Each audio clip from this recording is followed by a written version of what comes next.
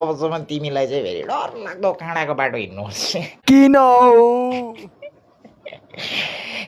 तर राजा यो सबै कुरो तपाईँको कारणले गर्दा भएको नि फेरि ब्लेम लाउनु छोड्न मोहन तैँले मलाई भगवान् चिनाउँछस् अँ, आफ्नो स्वार्थको लागि नरिवल फोड्ने आफ्नो स्वार्थको लागि मात्रै भाकल राख्ने कसले भनेको तपाईँलाई भगवान्ले कहिले सुन्दैन के हुन्छु होला भगवान्ले भनेको छ कि गरिब दुःखीहरूलाई सबै जाति धर्म एउटै हो मान्छे सबै एउटै हो भन्नुभएको छ राइट म त यो सब बुझ्दिनँ बुझ्न हौ नचिन नि मलाई किन हौ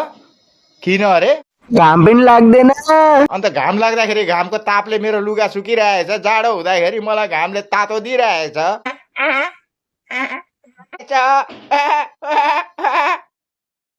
हिमाललाई हेर्दाखेरि मन शान्ति भइरहेछ को भगवान्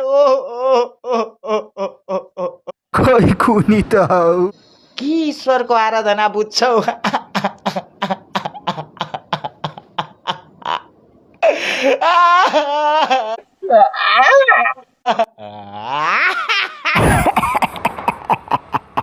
दिन मात्रै नि